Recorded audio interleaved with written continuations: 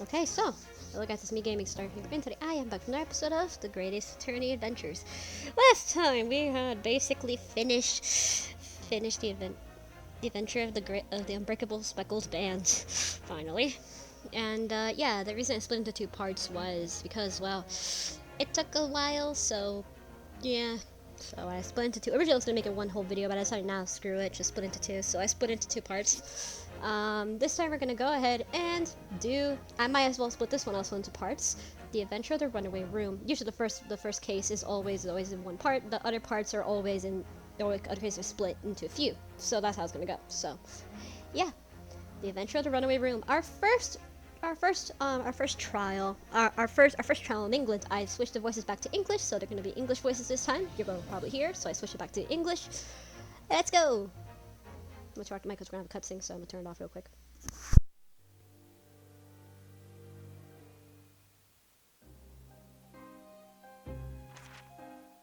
Glancing over my records of the late last century, I am faced by the events of a certain bitter winter.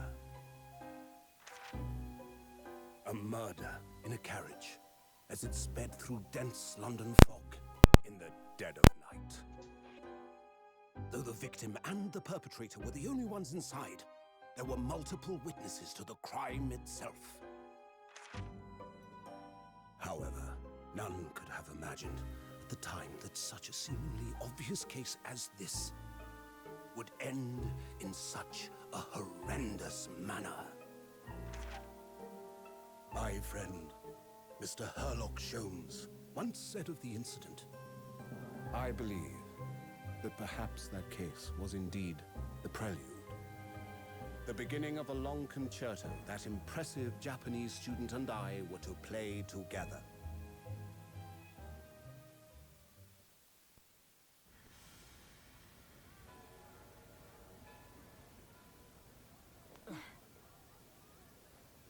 Amazing. Is this really just a railway station? Railway station or not, I've never seen such an enormous building before. And look at all the steam locomotives. This country is incredible.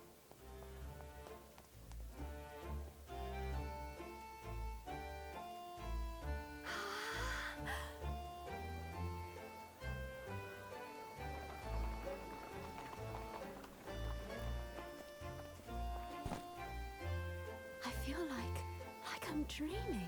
So this is the capital of Great Britain. So, where to? Oh, hello. Climb aboard.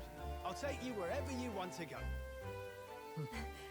In that case, the Supreme Court in Whitehall, if you wouldn't mind. My pleasure. I suppose you're visiting students from abroad, eh? Yes. Thought so. Well then, I hope you enjoy your stay. And welcome to the centre of the world, Great Britain's mighty capital, London.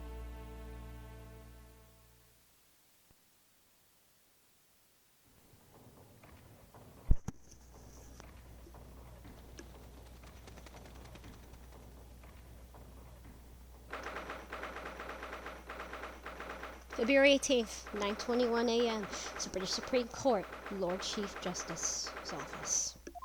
Here we go. What an incredible place! It's so imposing, it's so suffocating. This place is breathtaking. It looks like a fortress.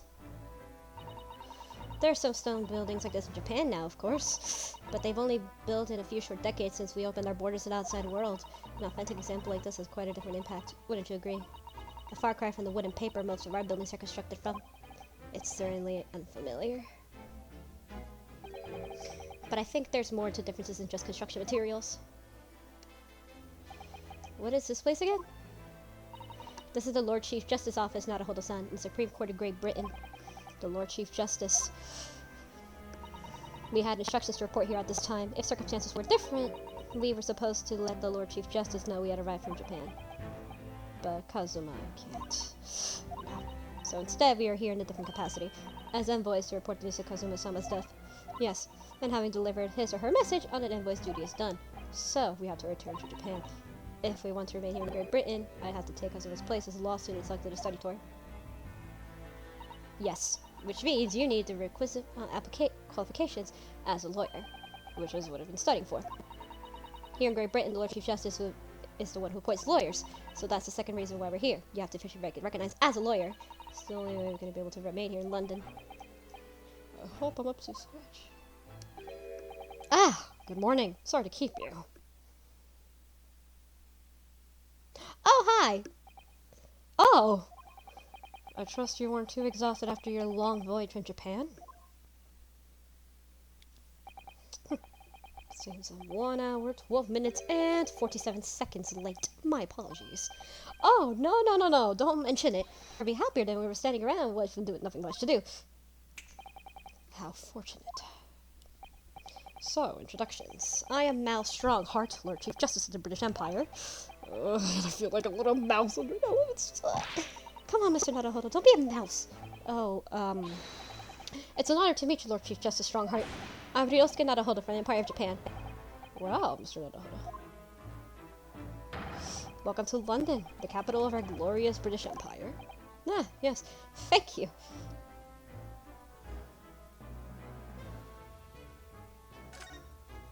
London. So, what were your impressions of our capital so far? How do you like London? Oh, help! I've been so nervous ever since I got here that I can't remember a single thing about the city. It's simply splendid, isn't it, Mr. Naruhodo?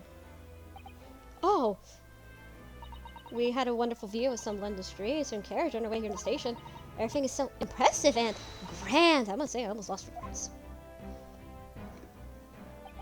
I'm glad to hear you like it. The city boasts trainways, piped water, and gas. Cables supplying electricity. We spearhead every revolutionary new technology in the world. Every visitor to London is astounded. Oh, yes, astounded is the word. Thanks for saving me there, Susato-san. Whew, everyone seems so jolly and full of vigor. Yes, there's much excitement about the upcoming great exhibition we'll be hosting here in London. Great exhibition? Oh, yeah, I guess I didn't have this. Cultural and technological achievements from around the globe are to be exhibited here in our great city. It will be the greatest spectacle of its kind in history. It will make Paris World's Fair look like a toy shop. Gosh, I can hardly imagine how magnificent it's going to be. Great Britain's capital city is nothing but magnificent. London is the center of the modern world. If you do say so yourself. The sun will never set in our great empire. Perhaps it is fate that in these progressive times we welcome visitors from the land of the rising sun. Law student. Lord Chief Justice. I think you were expecting a student of law for his study tour, weren't you? Absolutely. Mr. Kazuma Osogi, if my memory serves. That's right. The British government has already been telegraphed a full report of the situation. I understand that a young man lost his life aboard the steamship bound for our shores. That's amazing. The news reached him before we even arrived. My country naturally extends its deepest condolences to yours. Oh, thank you. And you honored us appointed specifically to inform me of the news. Yes. We are here in the capacity of envoys from Japan to report the sad news in person. They told me Japanese are people of protocol and courtesy, and I see that's true. And it is with some regret that I must inform you that the death of our young lawyer means the study tour arranged no longer proceed. But why the fuck did we come to London? If we're just here as Adler Stronghart. What do you have to say, madam? It's about the study tour. Mr. Naruhodo here would like to make a proposal. What he now? Well, Mr. Naruhodo. This is it then. The moment of truth. To continuing the study tour. It could be me.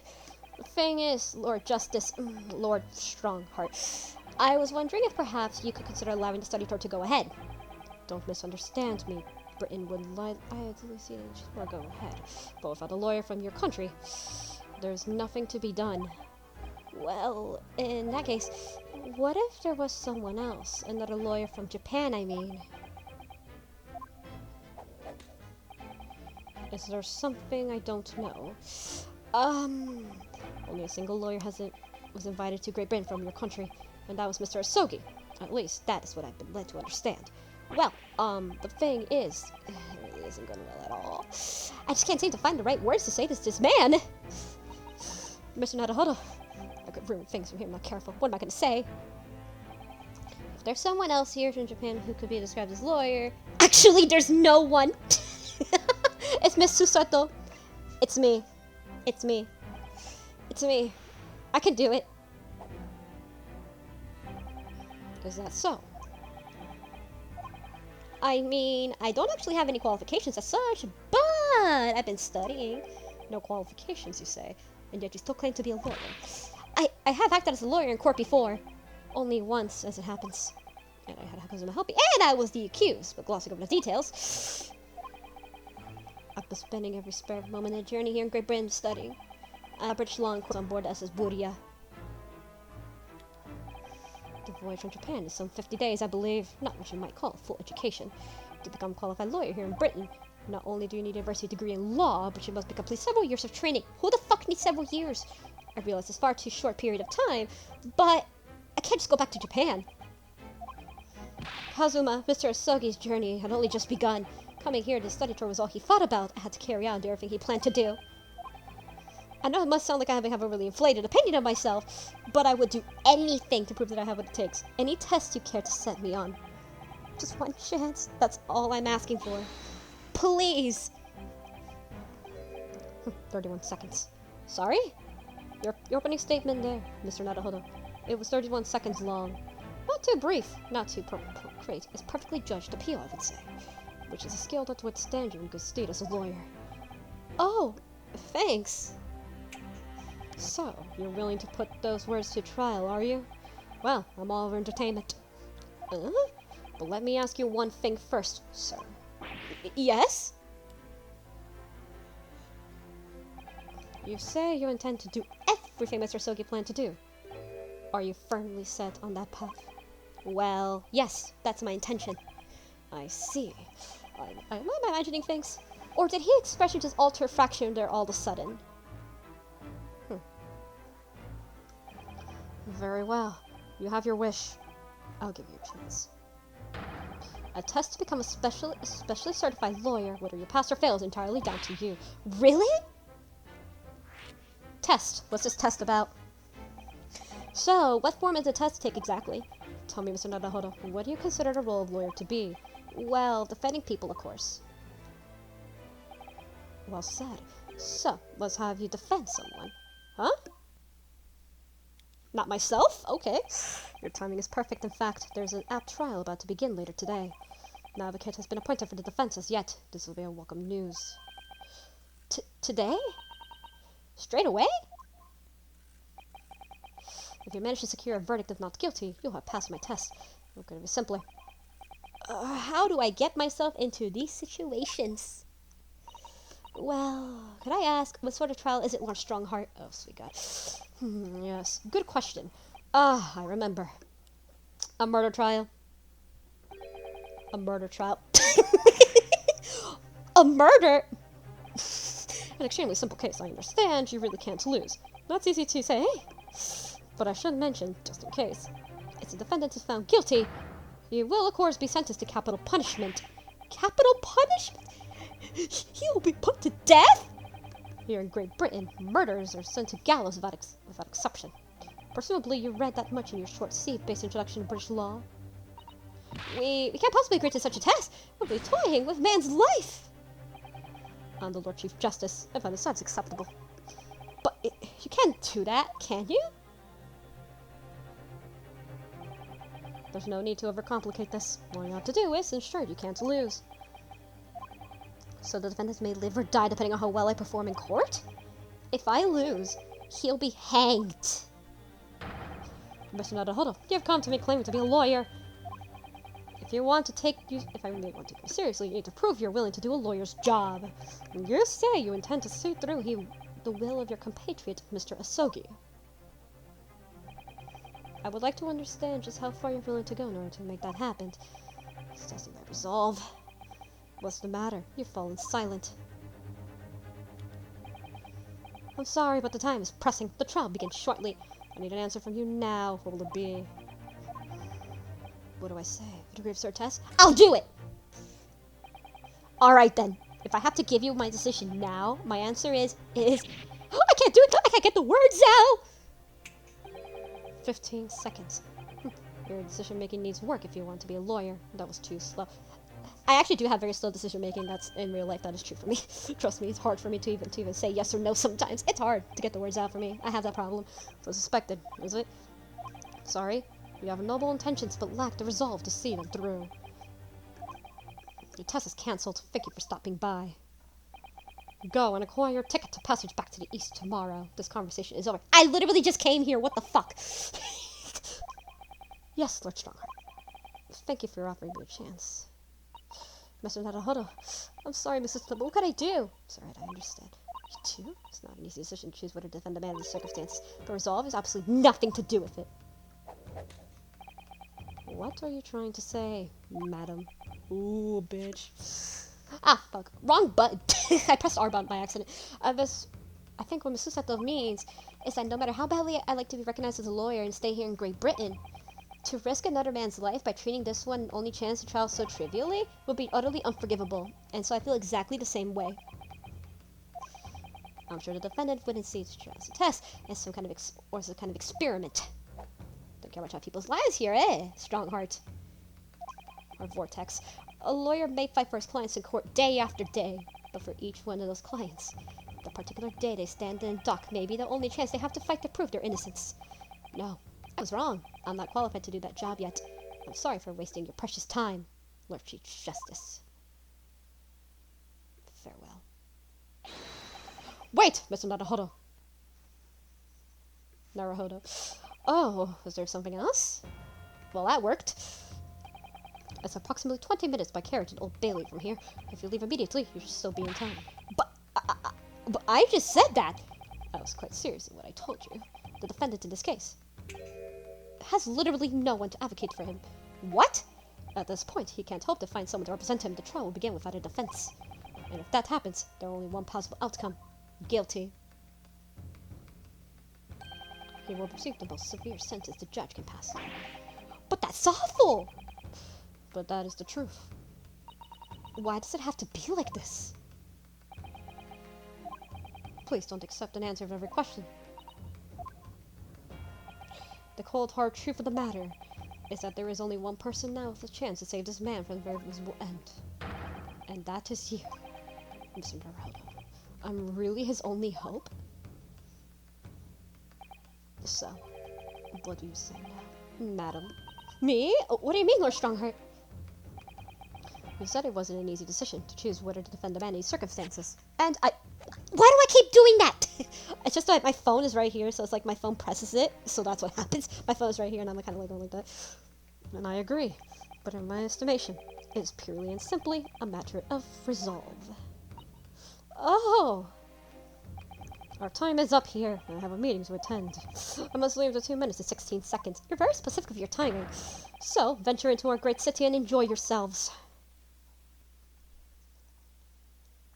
Okay. He's gone. The Old Bailey. Let's get ourselves going. If we're going to do this, Mr. Naruhodo, we must leave at once. What to do? Let's go. To the Old Bailey! London's highest criminal court with delicious past. Old Bailey is where I take my test if I prove worries as a lawyer. Let's go!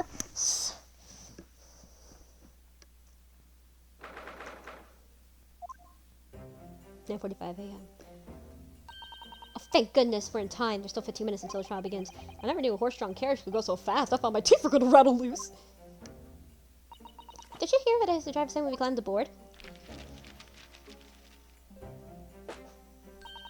Get us to our destination in 5 minutes, driver. And there's a guinea in it for you. It's one of my favorite lines from Herlock Sholmes stories, and it fits quite perfectly. I'm not sure why you're so pleased, but I thought we were gonna die and I had to pay gold for the privilege. Well, at least we arrived here before the trial started. Yes, I suppose there's that. Anyway, I don't understand it. The court clerk said the defendant should be here, but there's no sign of him at all. Where is he? So this is the Old Bailey. Even this room as the defendant's wait isn't grand. Are you alright, Mr. Naruhodo? I'm feeling tense, that's all. This place gives me the same sense of foreboding that I remember from pre-quarantine Japan. An oppressive air, almost as if the building itself is going to crush whoever is to be sentenced. It feels like, well, yesterday I was the one about to be crushed. Yes, whoever is man your defendants, I imagine he's feeling very alone at the moment. Oh, top of the morning to you, madam. Sir? Oh, hi, McGilded. What's you doing following me here? Things are very desperate, aren't they? Sorry? Would you look at those expressionless faces from the east, are you? We're from Japan. Yes. Ah, Japan, is it? Right. Say no more. So, how much you'll need? No, we're just here because... No need to explain, fella. I've been there myself, so yeah. No place to go, nothing to eat. Barely a penny to your name, and all the while a strange faraway land. Well, actually, we haven't found a place to stay yet, no. Tis grand, tis grand. Let me start by giving Yos 1,000 guineas. Say nothing now. 1,000 guineas? Please, Mrs. Sato, you don't have to shout. But 1,000 guineas is... It's enough to build an entire mansion in the most prettiest area of Tokyo. What? Damn, this guy's rich. Tis nothing to me. I like to ensure I have sufficient funds to weather a rainy day, you see. This guy's literally Scrooge McDuck rich. I have enough wealth to build the city of London or 2 or 3 times over. Yeah, this guy's literally Scrooge McDuck rich. You cannot convince me otherwise. Could that much rain even fall in one day? Well, even so, we couldn't possibly accept such a large sum of money. Is he Scottish or Irish? Because I think it's Scottish, but I can't exactly do a Scottish accent very well, but I'll try based on the dialogue. But yeah, it would be cringe just saying, bro. So I'm just warning. What? Ah! In the eye! Ow! Don't be wrong, fella. I'm not giving it to you, no strings attached. I'll be wanting you to do something for me. Or is he like, I don't know. Oh? To be honest, it's a little embarrassing. The trials is about to begin, you see, as for good self here, I've been a dock. So now, what I want to do is come along with me and stand here beside me. Officially, you'll be my lawyer, but that's just a little detail now. Oh, well, the thing is, don't worry about the thing. All you have to do is stand up there next to me, nothing more. Otherwise, you'll see. The trial's going to start without me having any kind of representation at all. So it was true. The Lord Chief Justice wasn't making it all up. I can't do a Scottish accent or Irish, I don't know which one it is, but yeah, or Welsh. Again, I'm pretty bad at this, but I'll try my best. I'm terribly sorry I have to ask, but does that mean you're the defendant in this trial? Blistering blazes! Does Yos not know who I am? Me? I'm one of London's biggest names! No, sorry, we've only just arrived in the city, you see. I see.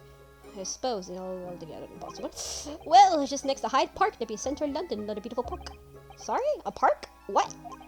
It's called McGilded Park, full of blooming flowers in the spring and singing birds and whatnot. I donated to the city, so why did I? An entire park in central London? I've never been to London. The airport, but not the actual city. I really want to go there someday. A city of smiles, that's my vision for London. Took me 9 hours to get here from to get there for literally 10-hour fucking flight. There's nothing that Magnus McGilded wouldn't do for the city of square old people. That's amazing. I mean, really extraordinary. But now they put a gal in a good for nothing criminal. Me, Magnus McGilded. What is the matter with the London police, I ask ya? Alright, don't pass out. Old man. Mr. Naruhodo? Perhaps now would be a good time to introduce ourselves. Well, the gentleman catches his breath. Good idea.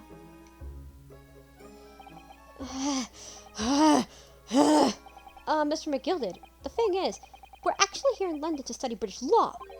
We're law students on study tour from Japan, you see.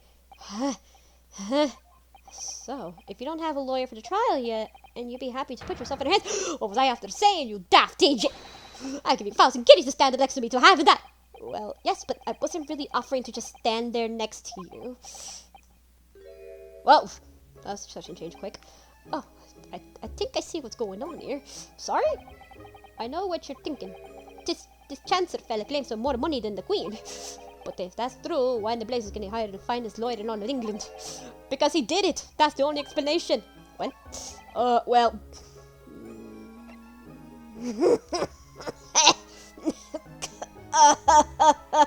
Not at all.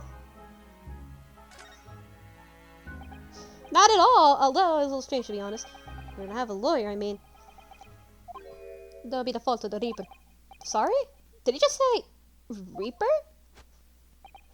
Eh, the Grim Reaper of the Bailey. Lord Brock Van Zeeks, he's the prosecutor.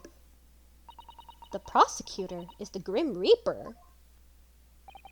When Van Zeek stands for the prosecution, they call the accused his sacrificial lambs. And to this day, in every single trial in which he's been the prosecutor, the accused has been damned. What? So it's reached a desperate situation. Where there's no one willing to stand defense against the fella and all, we can say he's a living legend of the Old Bailey. Goodness, Lord Barack Van Zeeks. He must be exceptionally talented prosecutor then. Zykes or Zeeks? I don't know which one, but talented isn't the word you're looking for, madam. It's cursed. Cursed? What on earth? The defendant is summoned his counsel! Please make your way into the courtroom. The trial's about to begin. His counsel? That would be me. Oh, 'tis time. The fella to let me down. But I don't know anything about the case. You haven't told me what happened. Until you showed your face here, I'd made up my mind, so I had. Sorry? I decided that I'd have to defend myself in there. How could you have worked? But then you made an appearance to the law. Well, you know. 'Tis no accident, I can assure you of that. 'Tis fate. So don't get cold feet now, please. Oh, so you got... This guy. I literally know nothing about the case or about this man who stands accused. In fact, the only thing I do know is that I can't just turn my back on him. Kind of sticky situation we're in, isn't it? Mr. Naruhodo, the man has no one. He'll have to stand alone in that courtroom armed with nothing to defend himself. Yes, something that Kazuma would have never allowed to happen. Counsel for defense, what are you doing? If you're late for the start trial, you'll lose your right to stand. Right there. Alright, let's go. It's happening then. My first trial in British court. I hope you're watching over me, Kazuma, because I have no one else. Because I'm going to manage this. Alright. Here we are. British court. 18th February, 10 a.m., the Old Bailey courtroom. Oh, we have a jury. First time in the series we have a fucking jury. So this is the highest court in Great Britain. The Old Bailey. Centuries of history in this place is palpable, isn't it? So different from the Supreme Court in Japan. It feels both imposing and serene at the same time. The atmosphere almost makes me redundant. Whatever the country, determining a person's guilt or innocence is always a solemn affair. It's a worldwide thing. May I say something, Mr. Naruhodo? Oh, yes, what? Your eyes look ready to pop out of your head again. I know, but I just can't help it.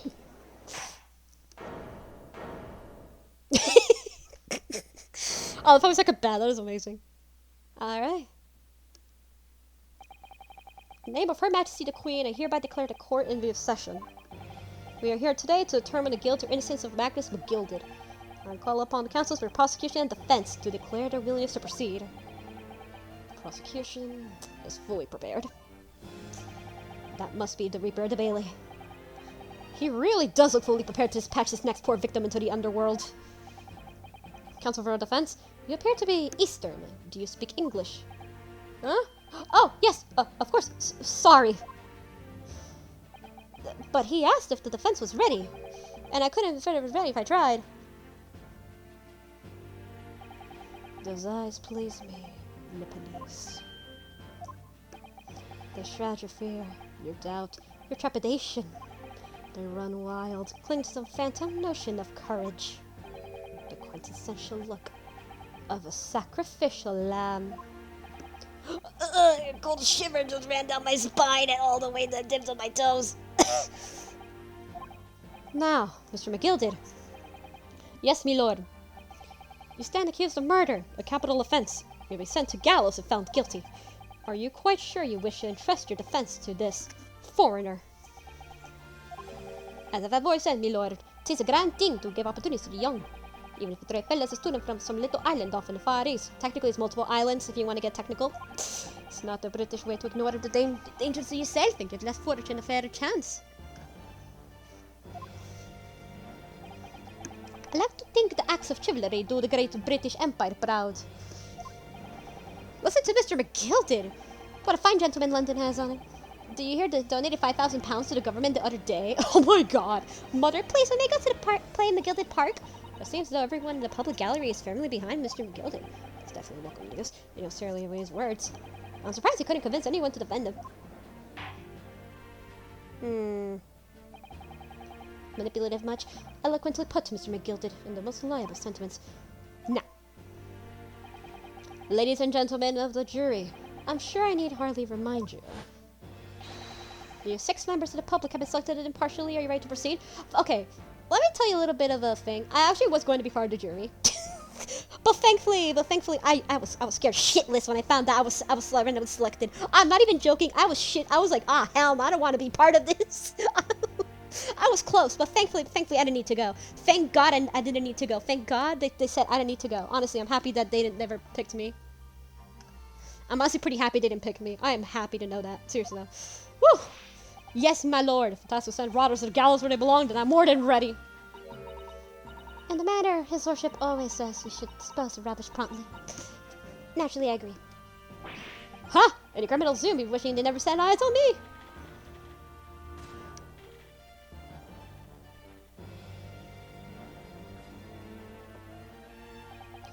I feel chill. Oh, don't mind me, my dears. I was getting on my knitting. My grandson. Ah, Mr. Naruhodo, those people are the jury. Yes, something we don't have here in Japan yet. That's right, I've only ever read about them. But here in Great Britain, the court's final verdict depends on the opinions of 6 jurors. The judge passes sentence according to the law, but the jurors determine guilt based on common sense. Sure, the event is ultimately judged on 2 completely different points of view. But how exactly the jurors give their verdict? That I don't know, but I'm sure it will become clear as the trial progresses. Yes. Prosecutor Van Zieks? My lord. It's been a number of years since we've seen you here in the courtroom. I thought you renounced your fame. I'm known as the Reaper of the Bailey, my lord. Infamy rather than fame, I would say. But yes, 5 years have passed since I last spread my wings into this capacity. So what brings you back? Is there some change in circumstances the court should be aware?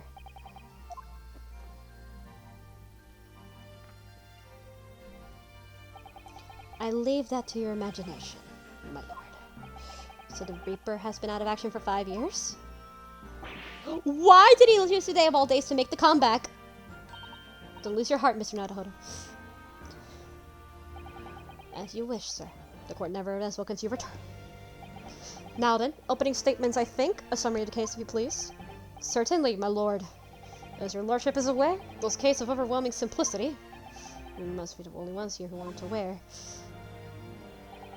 The incident took place in the late evening, 3 days past, and the hour was some minutes after 10. The victim was a maker of building bricks known in the community as Thrice-Fired Mason. Sorry, Thrice?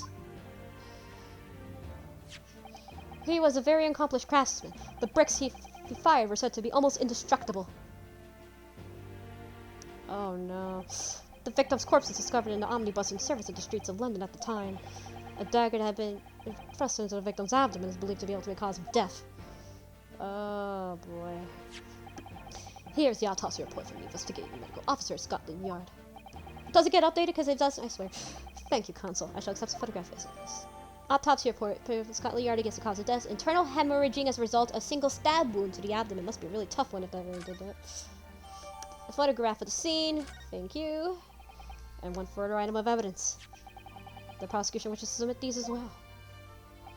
And are these? Good lord! It's that blood, Consul! Yes, my lord. Seized by policemen who arrived at the scene. These gore-soaked gloves were taken from the hands of the accused when he was arrested. Oh, no. Yep, he fucked, bro. What? Mr. McGilded's gloves have blood in them? Yeah, that's a bad sign. Yes, I will accept this as evidence as well. How did I get into this? I'm backed into a corner before I even started. Continuing. According to the driver of the omnibus, there were only 2 passengers traveling inside his vehicle at the time. Only 2. Obviously, only one of his passengers were deceased brickmaker, Mr. Mason, And the other, the defendant, was the accused, Magnus McGilded. So of course he could have been him, but, well, we had to defend him. Well, rather damning circumstances to say the least. Defendant, what say you? Well, of course, I have no recollection of such a thing. Mr. McGilded! To be sure, I rode the omnibus that evening. But whenever I'm in a carriage, I'm taking a fierce tiredness, and I always succumb to it. I don't trust that. Are you claiming to be in sleep? 'Tis the motion of the carriage, me lord. Lit and so it is, and when I opened my eyes again. 'Twas desperate sight before me, the body of a man never laid eyes on before me in my life. Now I ask you, good-hearted soul, would rush and fell a bleed in the stomach. I wasn't about to start wearing me gloves now, was I? I reached out to give the man a hand. But he was already dead! So the blood got into the gloves and after the man had been killed. I don't trust that, unfortunately. That statement of the driver is only the beginning. Oh no. What, that is not all?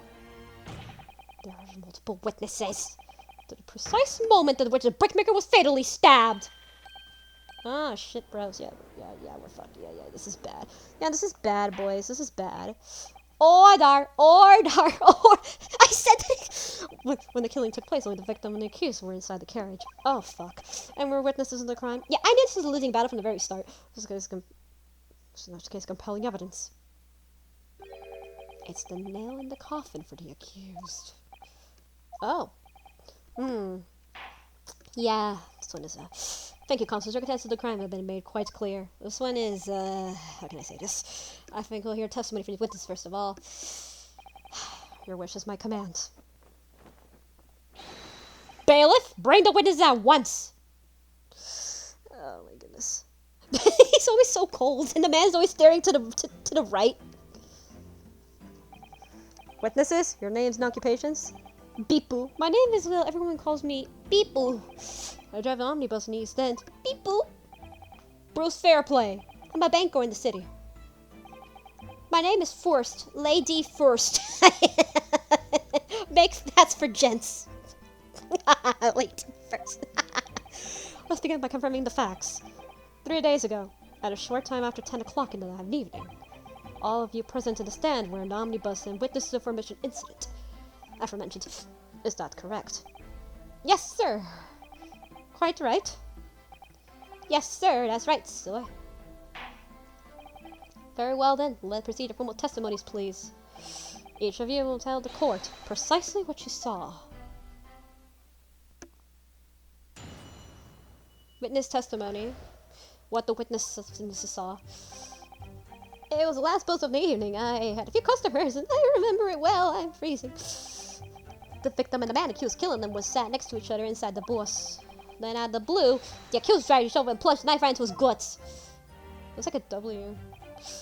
That's right, he stabbed them. I screamed. I did. I couldn't help it. As soon as I heard the scream, I stopped my bus and I saw it too. Unambiguous testimony, I must say. So all of them have the same saying.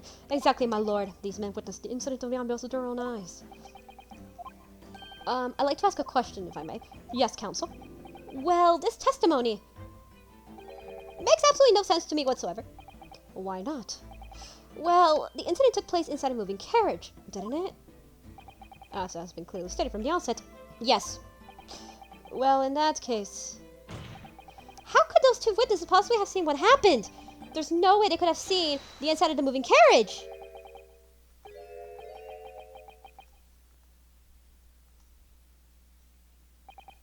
How quaint. I read that civilization of the Eastern Islandization was a good century behind our own. But you're here in London yourself. Do you really ignorant about omnibuses? Huh? Tell me, my Nipponese friend, have you ever traveled in an omnibus? Well, no. Well, I only arrived in London this morning. No matter. I've arranged for us all to see ourselves the actual scene of the crime, that is.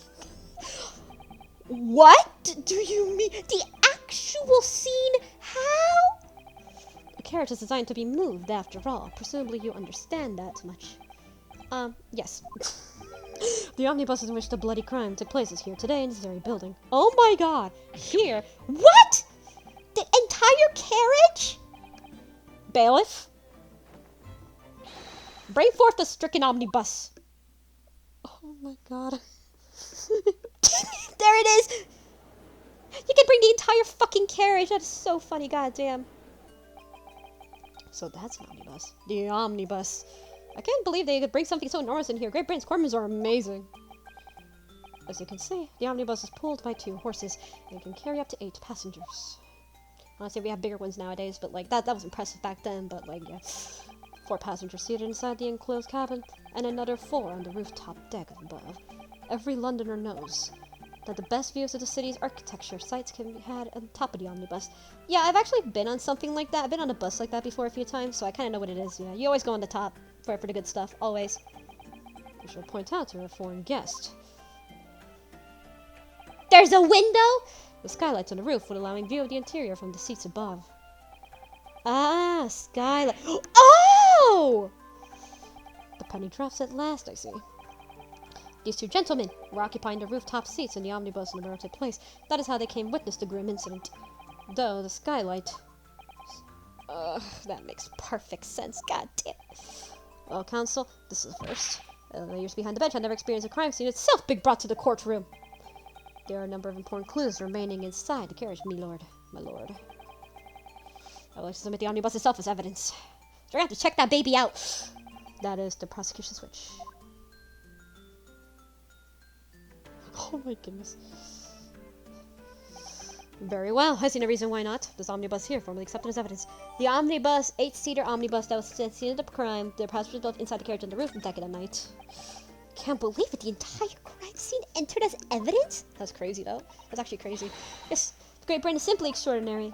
I could help myself a lot by giving omnibus your examination, seeing as it's here. We'll just go inside during the middle of the court. Let's continue the proceedings then. Cross-examination counsel. Okay, I'm gonna go inside. I'm gonna go inside. Let's see it. Well, let's see. Open the door inside. Shall we? Ugh, it was horrible.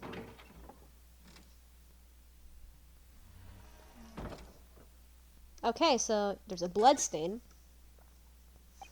That's blood soaked in the scene of victims, obviously. Yeah, so good, clearly visible on the roof deck. Would you really stab someone in full view of the other passengers like that, I wonder?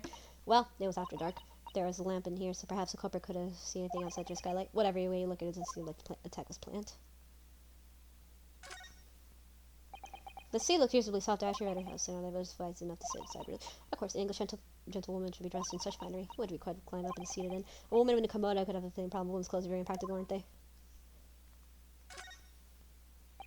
The seat has a handle, it seems. So you can put stuff in here. And it looks like a person can fit in. Equipment might be needed. Omnibus running, feeding tools, repair wheels, blankets, horseshoe tools. And it's a storage compartment in coachman key face. It doesn't seem like any space for passengers or the luggage for sure. Well, I don't imagine it's very convenient for a purpose anyway. And then notice, can't read this. So book exhibition is due to start 6 months from now. There's a lot of focus being drawn to Crystal Tower, centerpiece of the whole exposition. Oh, Crystal Tower, it's under construction, I believe. People of Villain must be physically excited in such a grand event. Let's go outside and see what's here. Have you seen enough? Step back outside. The fact that you can actually go inside is pretty cool. And there's the skylight. You can certainly see inside the carriage shoes opening, that's for sure. Yeah. Oh, yeah, there's the bloodstain. Getting close in the cabin, I'm sure the witness could have been able to see quite clearly. That's not good for us. Yeah, we're kind of fucked, aren't we? Phoenix Wright Omnibus. Oh my god, I just saw that, look! Phoenix Wright Omnibus. Ah, fuck. That's actually really cool. 418. That's so cool. I just saw that. Phoenix Wright Omnibus. Oh my god. Baker Street. So yeah, people could actually see very, very clearly in there. Not a good sign. So yeah, we're kind of fucked. It's not a good sign. Now, is it? Let's also check out the leather gloves. Yeah, there's just blood on them. Ah, fuck. Yeah, there's just blood on them. Yeah, not much. So let's do the cross-examination. Pray don't expect this Nipponese straight to understand it. You can see it's a British court cross-examination, right?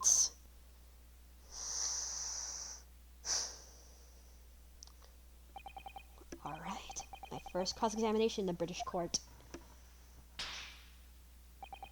Focus, Ryunosuke. Focus! Let's go, boys. Let's go to third statement. Then out of the blue, the accusers reached out and plunged a knife right into his guts. Be more specific. You actually saw the exact moment it happened? Didn't I already testify to that? Or are the fair dinkum hard-working city bankers not considered trustworthy these days? Oh, no, I didn't mean it that way. This is no good. We're gonna go back up. Perhaps you could just tell us what you saw? My lord! Juror number 3. What's the meaning of this? My mind is made up, my lord. Completely utterly made up. Well, that was quick. Made up about what? His verdict. I don't mind sticking rich, never have. They're always up to something other than they shouldn't be. Every one of them. And that little leprechaun of a man is no exception. Well, you can't fool me. Oh, fuck. There's no point wasting time wasting more of this, and my opinions mattered anyway. That's precisely what I was about to say. Oh my god, we're fucked. As the foreman of the jury, it's my duty to set a good example of my fellow jurors. Oh, sweet god. And we just started. Fucking shit. What is happening here? Oh, we are so fucked. Let me see. Ah, yes, it seems that members of the jury give their verdicts with fire. Apparently, yes. White for innocent and black for guilty. As for the six members of the jury make their demands about the case, one by one, they each cast a ball of fire into the great scales of justice that we saw a moment ago. So if these enormous scales completely follow the black side, does that mean guilty? Let's do our very best to make sure that doesn't happen. Ugh, no, even more where than I was before. Very well. The court announces the change in jury's stance. Counsel for defense, please continue with your cross-examination. This is a nightmare. That's right, he stabbed him. I screamed. I did. I couldn't help it. Let's see more info. You stabbed him, you say, and you were sitting up on the roof deck, were you? Yes, that's right, sir. It was up in the roof seats. I remember seeing the little gent sitting next to the fellow that was stabbed. Oh, I was thinking about a new hat design, you see. I was just gazing absolutely mindlessly around. But then it happened to look down through the skylight. It was sticking right out of his belly, that huge great knife! A grim sight indeed. Ah, that didn't help me at all. And they're all talking. Oh my fuck, we are so screwed. The jury look like they're even having more convinced clients than ever were before. That appears to have everyone more dubious about Mr. McGill did, telling the truth. He already was suspicious anyway. So evidence to the contrary suspicions. Mr. First! Oh, yes, sir! Is this knife? You said this is a knife, sir? Oh, good grief! Yes, that's it! The very one, sir! Is that? Yes, counsel. This is the blade that was driven into the victim's belly like a stick to the heart. This is the blade of considerable size, counsel. That's basically a dagger. There's a furthermore described in bezel prominence with a certain initial. The letter N, which seems oddly familiar. Magnus McGill did. Fuck! Please, no! M for Magnus, perhaps? Or McGill did, possibly. Take your pick. We're so screwed! It seems a particularly big name in London made a magnificent mistake. Slap. But there are M's everywhere! Like, yes!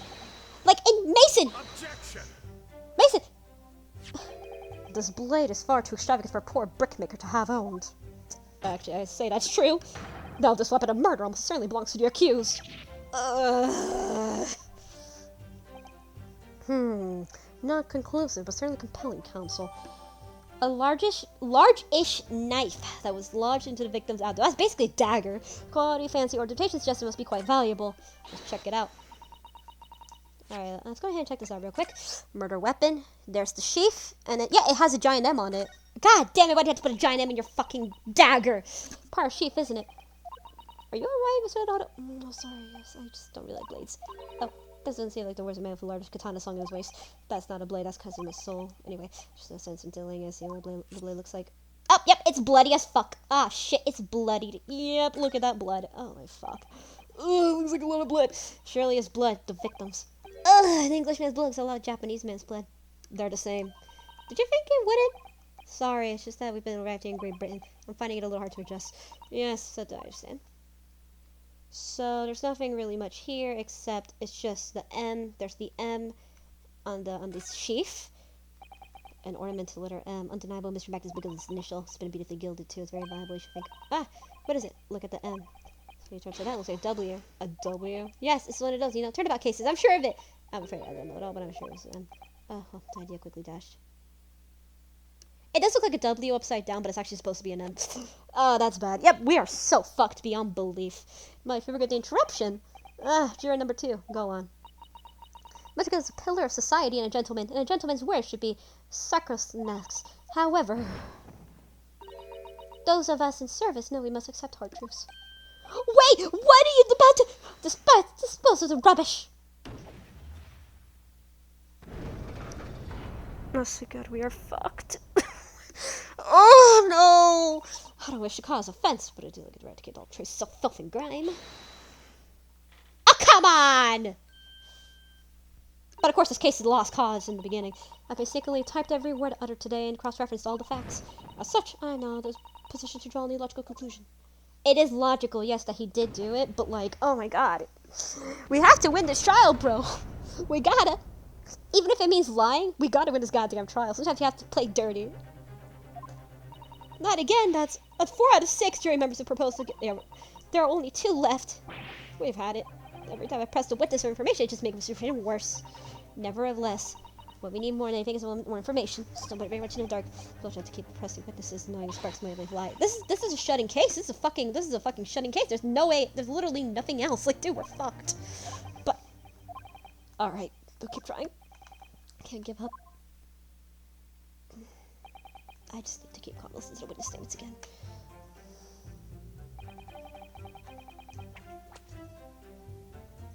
Hold it! Can I press? What exactly did you see? Oh, well, sir, that would be passenger, sir. Just collapse on the floor. He was. And by the passenger, obviously you're referring to the victim, Mr. Mason, the brickmaker. And the passenger had the knife in his hand, like this. And the other passenger, obviously referring to the accused, Mr. Magnus McGilded. And the plunge like this. Stabbing the other passenger in the belly. What? Oh, we're so fucked. Yes, attention case. Ooh, order. No, I'm good. Nope. Okay. It's hard to believe Willow's greatest philanthropist is damning indeed. His law knows no philanthropist, my lord. Only the innocent and the guilty. Oh my fuck, we're so screwed. Good deeds mean nothing overshadowed by evil. The truth is everything. Couldn't agree more, sir. The truth. Oh, we are so fucked. Alright, when it happened, only 2 people in the enclosed cabin area, victim and the defendant.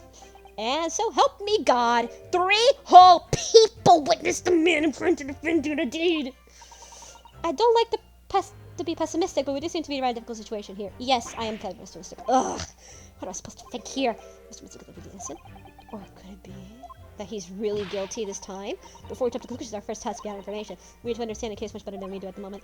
Yes, you're absolutely right. Let's listen to the witness statements again. Be careful this time. The statement. This was a light buzz evening, so I had a few customers. I remember it well. Can we press? Hold it! Yes, I think it was sometime after 10, wasn't it? Oh, yes, sir. That's right, sir. Yes. Yeah, it was so cold. It was freezing, in fact. And you had 4 passengers on board at the time. Is that correct? Yes, that's right, sir. Not all traveling the same parts of the bus, of course. No. And there are no other passengers the incident took place. So, for example, I love you, Judge. You're quite right with that, sir. I love this Judge. You know, if passengers like this, he's my favorite. He's a nice stand-to guy. Nobody fled the scene of the crime done. I have to say, the boss insists on running it. He does every evening to the last bus of the day. But I do wonder sometimes if it's altogether worthwhile. Yes, sorry to say. Recording. Yeah! Pappy, stop.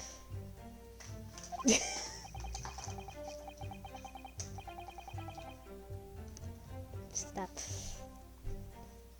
Stop. What did you say again?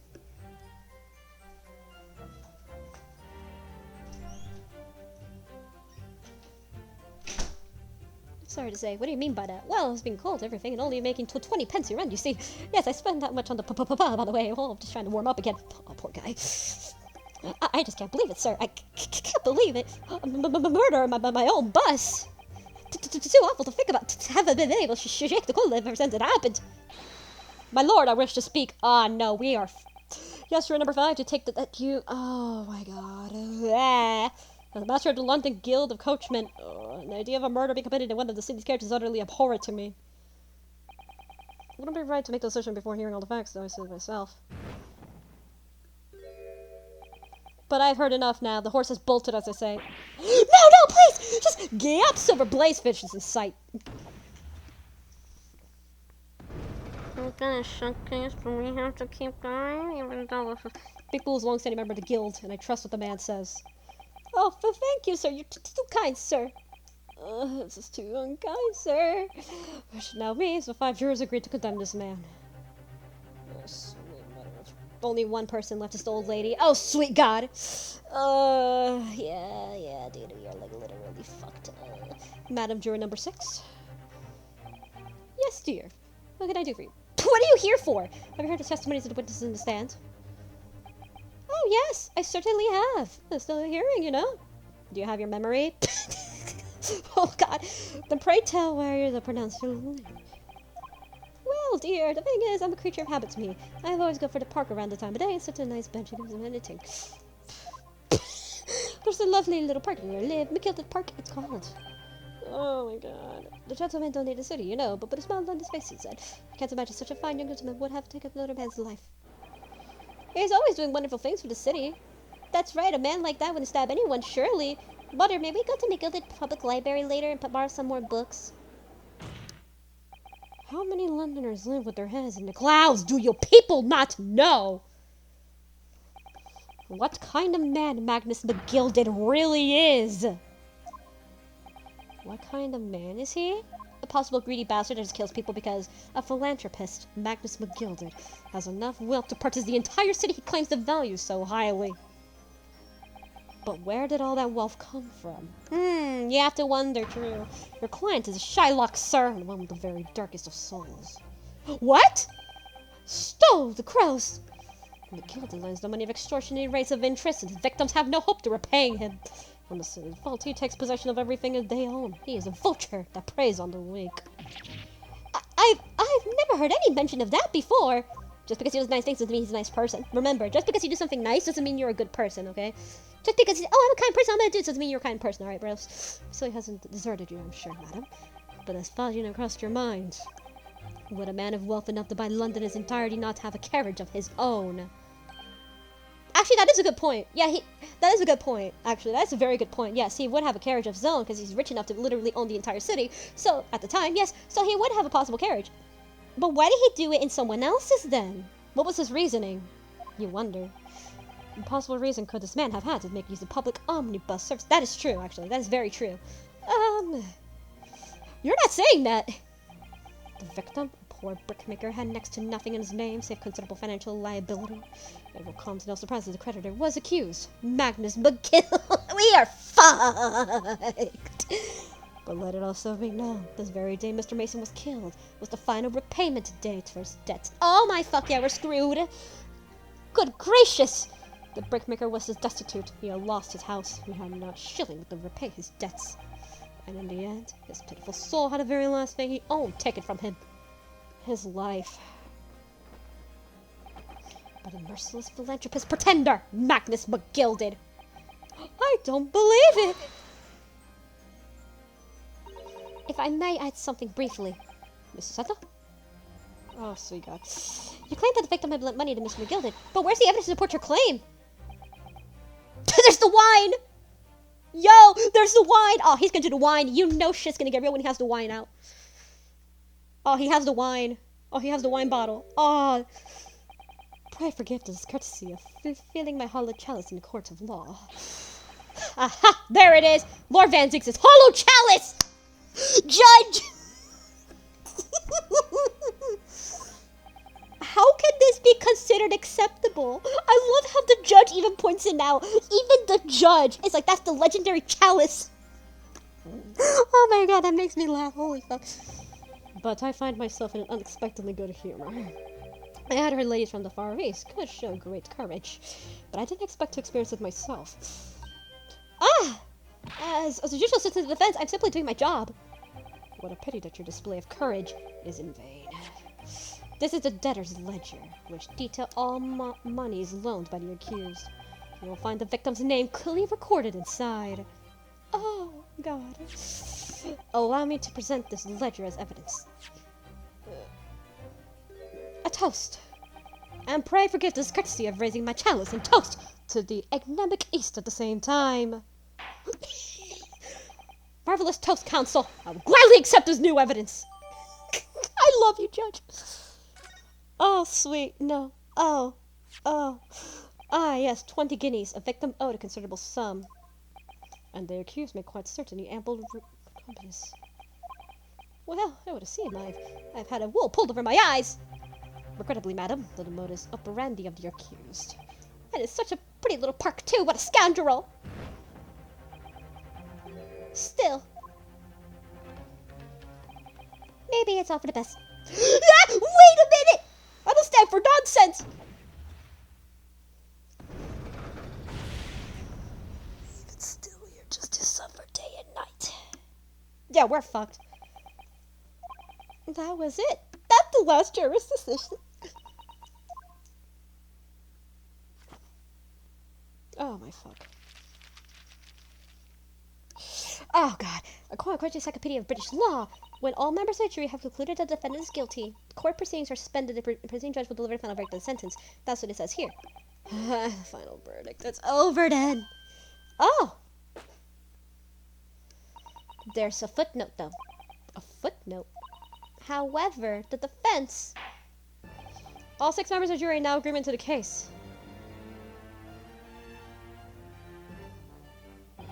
Allow me to convey my respect for your swift and righteous decision. According to the laws of the country, I will now conclude the trial by delivering my final verdict. I trust there are no objections. Yeah, we're fucked. Mr. Sato, just tell me one thing. Oh, yes? You were in the middle of saying something before the footnote in your Encyclopedia of British Law, however, the defense. What did it say next? Oh, yes, of course. Oh, wait a moment. When members of the jury have concluded that the defendant is guilty, court proceedings are suspended and the proceeding judge will deliver final verdict of sentence. Then the footnote says, however, the defense has the right to demand a summarization examination of the jurors at this point.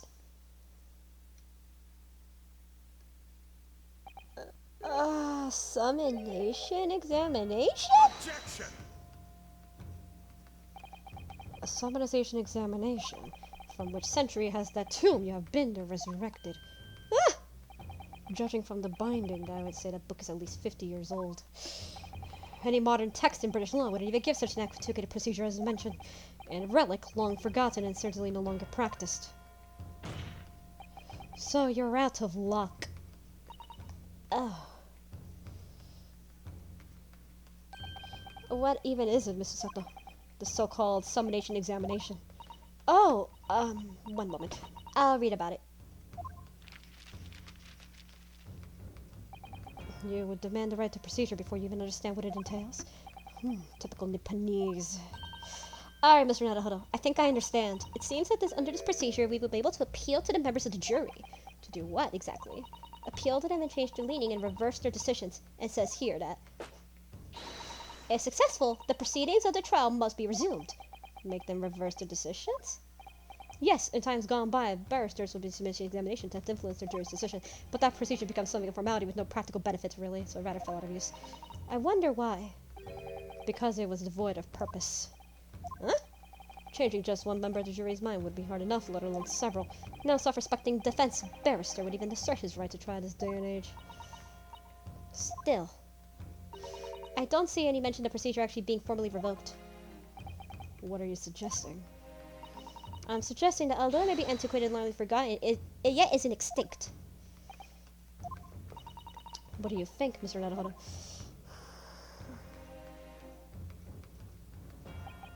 A summarization examination? Our last possible option. Do we assert the right to carry it out or admit defeat? Assert our right, because I mean, we have to finish this case, am I right? The defense wishes to assert his right to summarization examination, my lord. Objection! Even if it's old. London is the capital city of the most powerful nation on earth. We have the duty to the world exemplifying the very highest standards of judicial procedure. Some of these examinations are an embarrassment that should remain buried. Objection! But it's alright. It's alright. I believe you can prove the vital of this trial. The defense's petition is perfectly valid. The court will proceed with the summation examination. This is madness. Foreman, are you and the remainder of the jury ready? Well, I'm not. There are no mention of this in the letter I received, you see. All members of the jury will be asked to explain on what grounds they've reached a decision. On what grounds? You must all justify your decision and explain why you believe the defendant to be guilty. Well, my lord, you're rather putting us on the spot. This is most irregular. I'm not mentioned names before. I don't really mean as justifying lark. That seems so to throw the jurors off. Seems none of them expected this before. Alrighty then, so into the examination. A defense procedure no practicing lawyer has attempted for years, is it? Well, just maybe it might be the opportunity to be looking for, to turn this trial around. So then be it. Ladies and gentlemen of the jury, the court hereby calls upon you to state the grounds on which you find the defendant, Magnus McGilded, guilty of the most serious crime.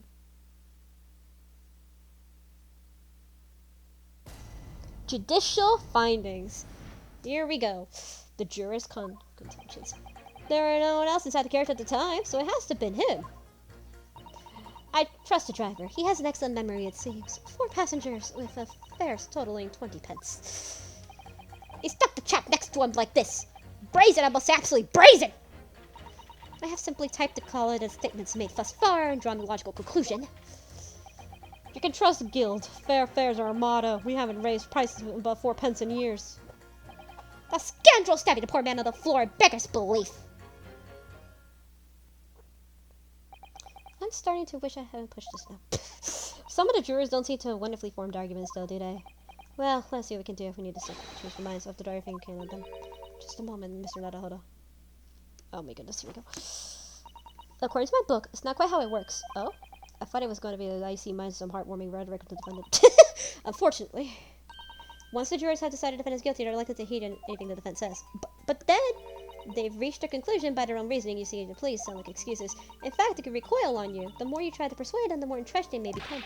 Then what am I supposed to do? Oh dear, I'm studying what I read about British novels. Right, I'm sorry. So do you have any idea? Well, from what I understand, the key to the procedure is to using the jurors' own words and make their own arguments. What do you mean? So kind of use their own words against them. While 6 members of the jury are randomly selected members of the public. They may appear present a united front, but the truth is, they're all complete strangers who just happen to find themselves here in the court together. Yeah, that's true. I mean, you have to break them down, you mean? Yes, exactly. They don't know anything about each other, of course. Some of them might do, but we must listen very carefully to what each one of the jurors says, and see if any identify any contradictory statements. If we can, then contrast statements and pit the corresponding jurors against each other. I see, so the contradicts of 2 or more jurors say we're looking for. In a way, then, this is similar to a regular cross-examination. Oh, yes, I suppose you're right. Find contradictions in their statements and pit the jurors ones against each other and break them down. Alright, I might be able to pull this off. No, that's not right. Have to pull this off! Can we start proceedings, counsel? I would have asked you to take the stand, accept a clear and concise rebuttal. Yes, my lord.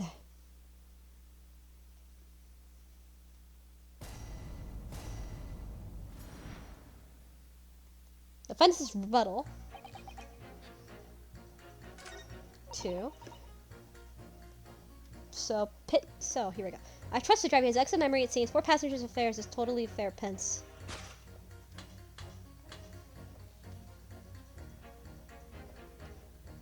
Number 2 and 5. We can trust the guild. Fares our motto with over 4 pence in years. Fares totaling 20 pence. So that's a big contradiction right there. It's the pence. It's the pricing. He says he hasn't raised about 4 pence in years. Well, she says it's 20. So let's put them together. Objection! Objection! Those two statements couldn't contradict each other. They do. Please trust counsel. Me? Oh dear, what have I said? I swear on Silver Blaze's maiden name, I haven't even first idea what you're talking about. According to the group's testimony we've heard so far, there are 4 passengers in the omnibus in the night in question, and according to the coachman, Mr. Beepo, he took 20 pence in fares. That's right, I have those precise details typed immediately in front of me. And juror number 5 said the following: the fare of the omnibus is always 4 pence. That is it, a fair and convenient single price just as London's carriages should be operated. But that doesn't add up at all. In fact, it leaves a glaring discrepancy in the facts. Why, man, why? 4 passengers paying 4 pence each if you did a multiplication. Ah! Would it be 16 pence? Exactly. As I said, it doesn't add up. The figures are different. By 4 pence, in fact, precisely 1 person's fare. 1 person's fare. Yes, in order where the omnibus that night, it's distinctly possible there was another passenger we heard nothing about. Good gracious! Actually, it's very possible to think about it. I mean, remember when I said that the omnibus, like, like the little thing with the omnibus, on the inside could actually fit, it looks like it could fit like a little person inside?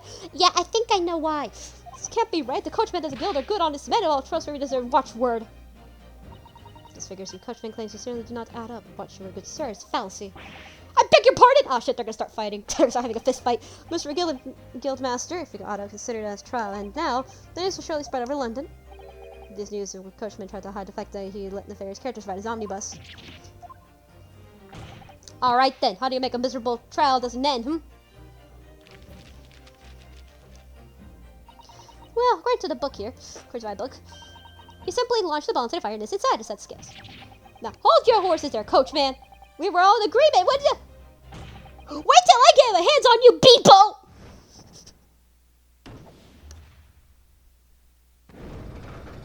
Until I get my hands on you. Oh, sweet God. This is all very irritating.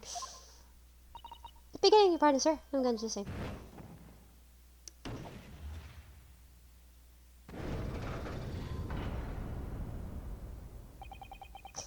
For the love of Mike, not you as well! A penny can be a difference between a smile and a tear, after all. I certainly can't put a trust in someone who doesn't follow my exciting standards of financial matters. Oh, really?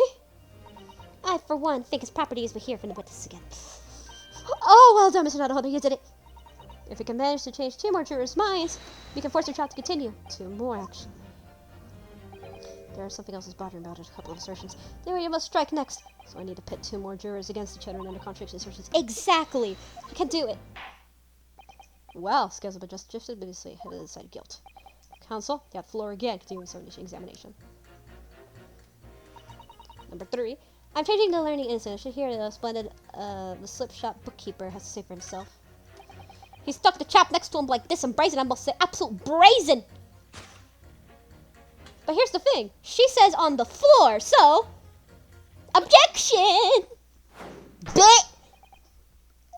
Yeah, you're gonna drop. What? Explain, counsel, post haste. Oh, dearie me, I was only knitting at you. What was all this claptrap and this contradictory? Even mean, I ask you. Heard more than one witness that he allegedly saw the actual moment when the defendant stabbed the victim. Now, out of curiosity, in jury number 3. What? Can't you see I'm busy here trying to get my knife out of here? How would you say the defendant stabbed the victim? What sort of motion was it? Huh? Want to test me again, do ya? Like that! It's like this, stuck the fellow next to him without even getting up, just like the prime banker said. Yes, that is a fair place. Test him as a right place. This one is quite true. Now then, juror number 6. Oh, is that me? How do you do, young man? How would you say the defendant stabbed the victim, madam?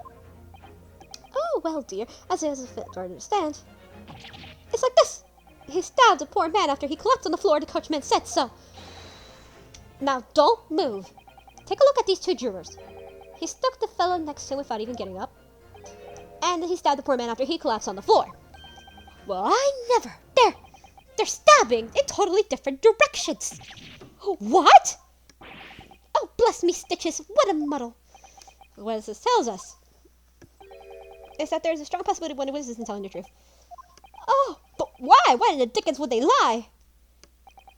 I don't know that yet, but what I do know is that if the trial ends at this point, we may never find out. We may never know the real truth. Ladies and gentlemen of the jury, can you really let that happen of all good conscience? Lies, you say? Oh, dearie me. I can't abide people telling lies.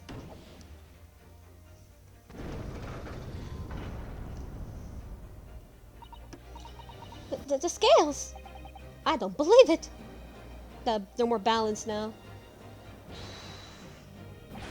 Wait! Now here it is, my fellow jurors. I warn you cannot listen to this man. Look at him, his black suit. He's clearly some devious Eastern sorcerer using magic on all of us.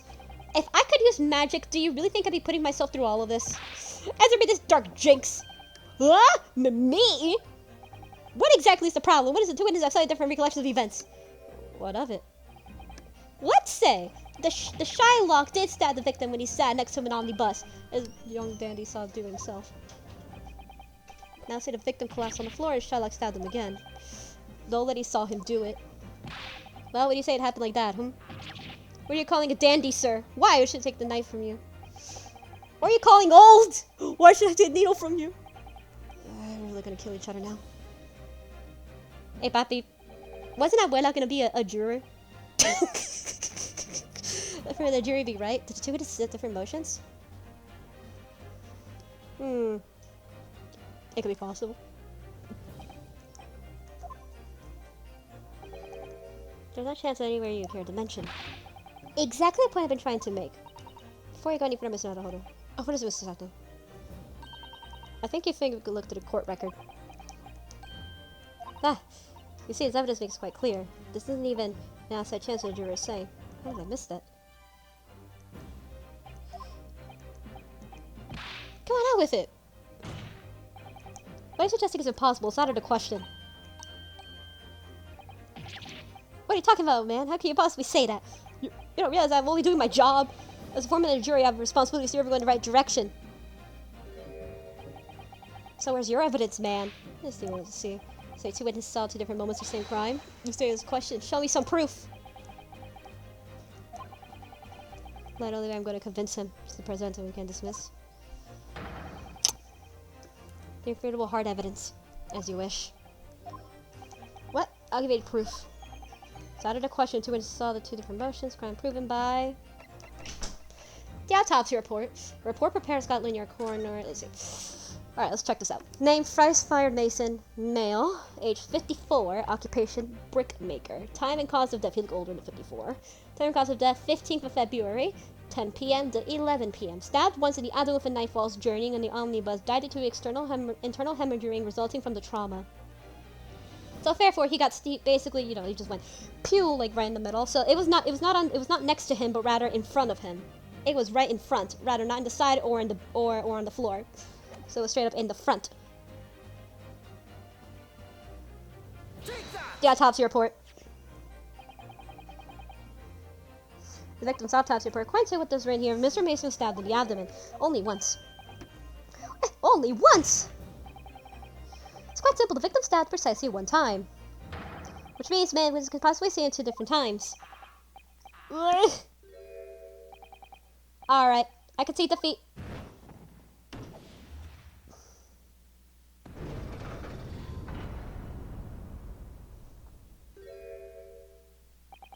Oh wait! That means 4 jurors now laying to not guilty. We've done it, Mr. Naruhodo! We've won! What are you playing at, you dandy fool? Shut your trap, sir. No one deceives me. But we had a consensus. I said shut your trap. You know, lie when I see one, and the chap ever dares to first hold up a shot. I'll take the razor sharp blade and shave every last hair off his head. Okay, this guy, please tell me he's a barber. This guy's gonna fucking murder. Well, it's quite a remarkable turn of events. The defense is going to flip the balance of the scales of justice. The jurors now stand with 2 are guilty and 4 for not. Accordingly, there's no longer a large enough majority among the jury for me to make justice, and the trial must continue.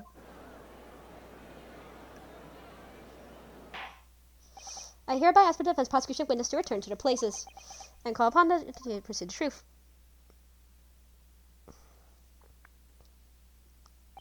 So, Lord Van Zieks, could you assassinate the case for the prosecution, if you please? Oh, he's gonna have the wine again, boys. The wine again. See how you do the wine, you bastard. Hi, with the wine. Oh. Are you actually gonna drink it? No, you're just smelling it. Damn it, drink it! Ah! Having savored the rich aroma of the carmine contents of the hollow chalice. May seem crass to crush it to dust. Pray forgive the discourtesy. Lord Van Zieks! Yeah, is it cold in here, or is it just me? As your antiquated tome no doubt says, the prosecution may not speak during the summation examination, so I honor the deathly silence and listen to the trade. It seems I overestimated the intelligence of the jury. Well, no matter. there is nothing so hard to prove as a self-evident truth, it would seem. No, why else would we grace the courtroom with our presence after all? So, let us proceed to the next round of battle.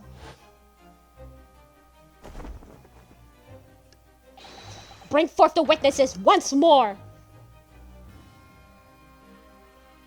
Here we are.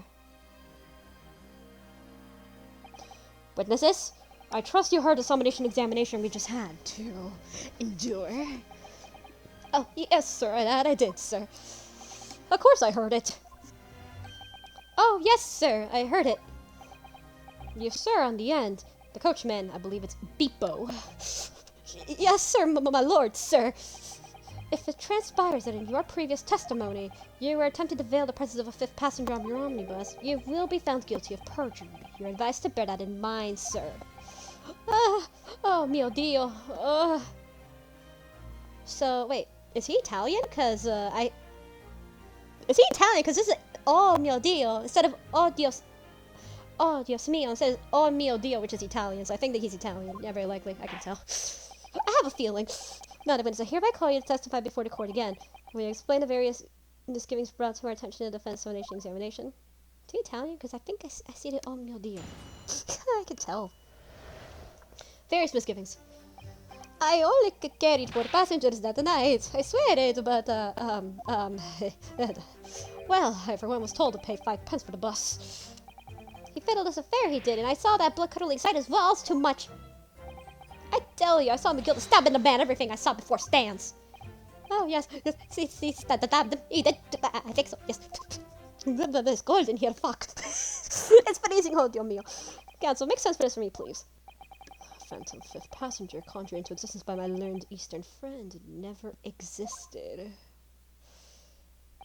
The confession has the creature has arisen from the coachman's sly little conzinage. Beepo, explain yourself! I'm terribly sorry, Gilmaster. The Gil's fare is 4 pence across the board, you know that! I am told to understand that you've been overcharging the passengers by a penny a fare! It's the last run of the day. Empty. You haven't been dishonest, coachman. I'm sorry. You're a disgrace, Beepo! A disgrace! Your selfish actions have brought dishonor to the entire guild. If I may, sir, I have paid 10 pence in the bus just last week. What? 4 passengers at 5 pence each is, yes, 20 pence. I've done the average 10 times already, and I just can't make the result come out differently. No, that figures.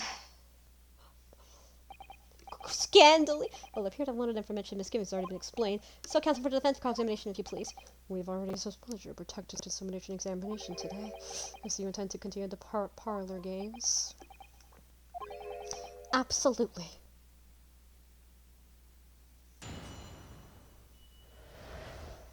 Did you actually see the moment?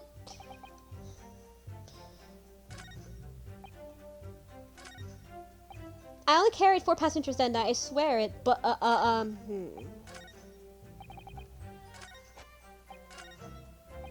Oh, yes, he stabbed him, he did, I think so, yes. You think so? Did you really? Hold it! Because remember, you were technically the driver, so I don't think it's possible. Earlier testified you saw the moment the defendant stabbed the victim, didn't you? Oh, yes, that's right. You said that the victim was on the floor and described the assailant holding the knife in ice pick grip. I suppose. May have you know, yeah. Before the horse, maybe. What's this? Well, I'm quite sure about most of it. I was driving the horses when I heard the scream from the seat to the roof deck. Oh, I expected that was me, sir. Then I turned around. Yes, I saw it through the skylight. The gentleman on the floor. The knife was sticking up in the midriff. That's right, yes, the fellow holding the handle was the famous man, yes. So, in short, you didn't see the moment the victim was actually stabbed at all. I really thought I did, but when I go over it in my head again, no, I suppose I didn't actually see the precise moment of stabbing, did I?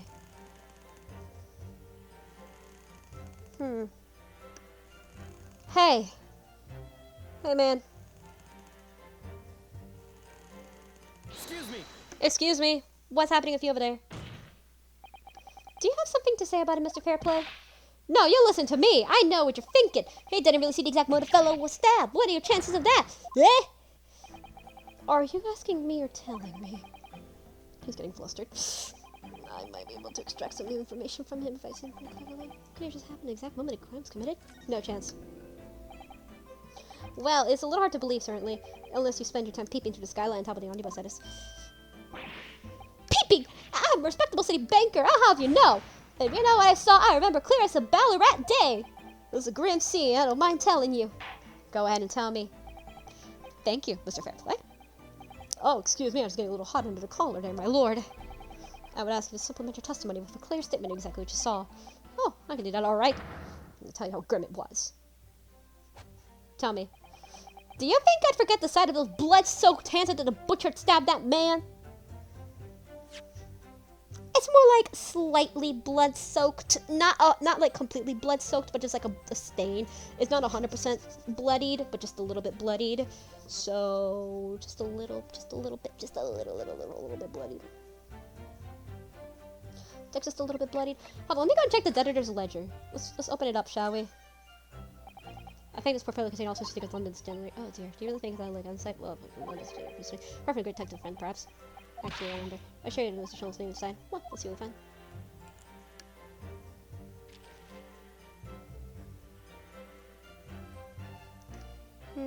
I can't exactly, again, the textures are very, very blurry, so it's not exactly 100%. I can be cursive, but like, there are certain things in here that, you know, let's go and see what we got. Gosh, this camp full of gentlemen's names, isn't it? Well, I suppose they're probably all knowledgeable at all, aren't they? After all, not everyone's country is well off. Ah, goodness. What is it? Look at this. Do you see the name there? Bruce Fairplay. Should that mean something to me? Me seems so familiar, actually. Bruce Fairplay, what is testifying the very moment? Yes, of course, the banker. Why is his name in here? Actually, I borrowed 20 guineas. He borrowed 20 guineas, did he? Look, his repayment debt's fast approaching. It's possible it's just a coincidence, of course. Very useful information. Nice. Let's check the others.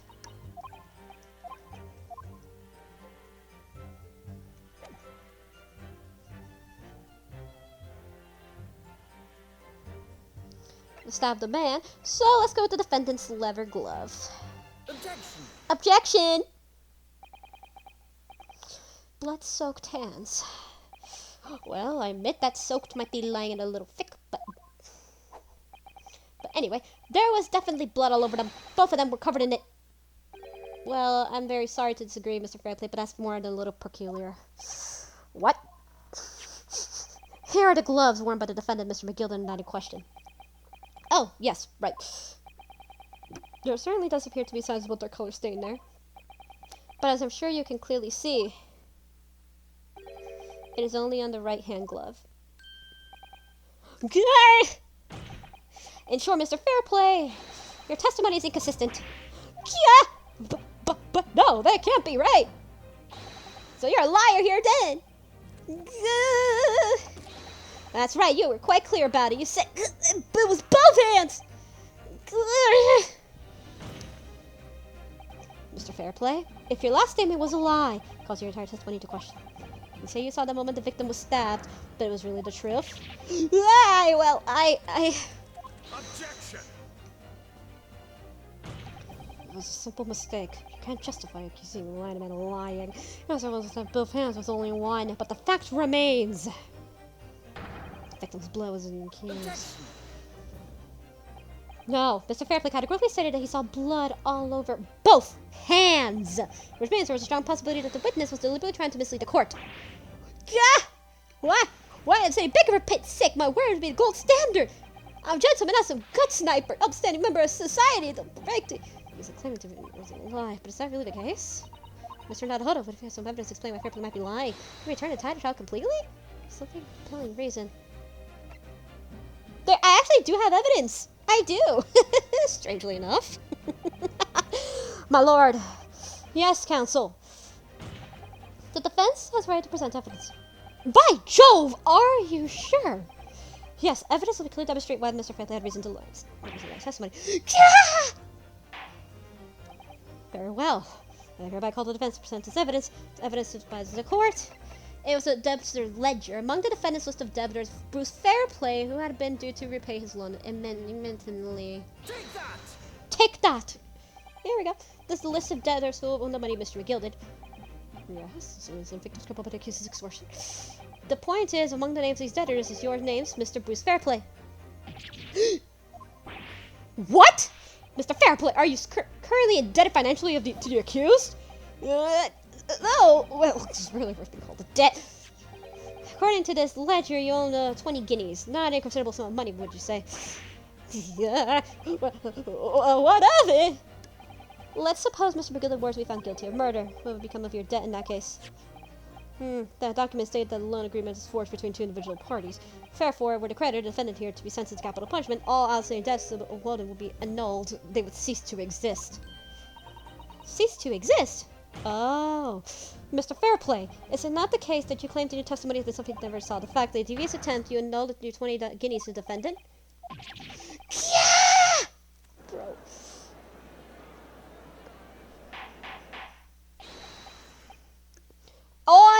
Order! Mr.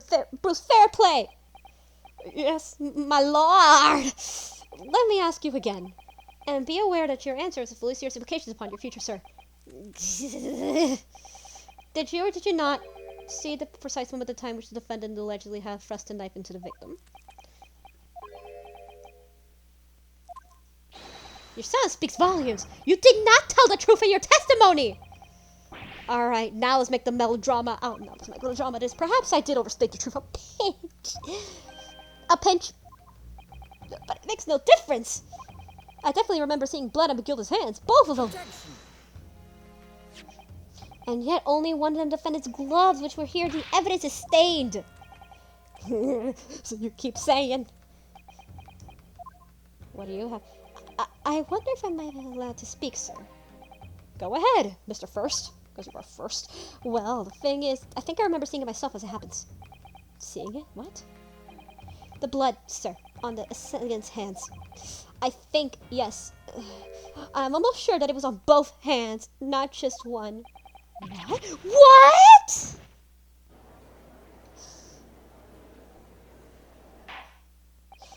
It would appear that we're going to need further testimony of all you witnesses. This time, I would like to know precisely what you did and what you did not see. To make myself perfectly clear. Yes. Mr. Naruhodo, this is a good news. The course shows it's just slightly less. Yes. I might finally have the chance to turn things around here.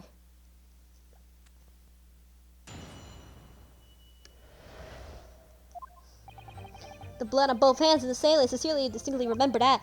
However, I suppose you might say I didn't see the exact moment the stabbing transpired, if that matters. You didn't see it! I remember seeing the knife, and I remember seeing both of the attackers' hands with blood on them. I didn't actually see anything myself, no, not until I heard that scream. Anyway, the fact remains there can't be only else inside the carriage in all of this scene. That is true, but...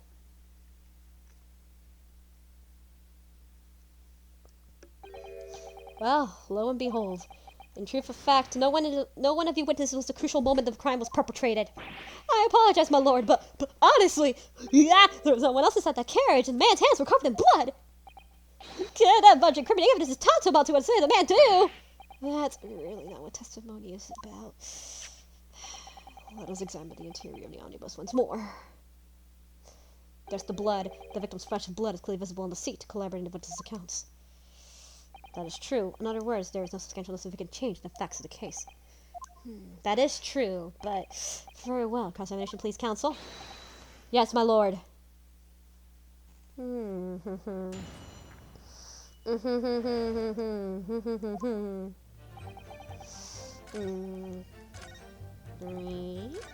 cuatro, cinco. Anyways, fact remains it could have been anyone else in that carriage or would have been seen.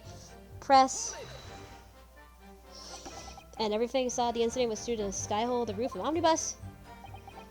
That's right. It was fiercely cold that night and the glass wasn't frosted over.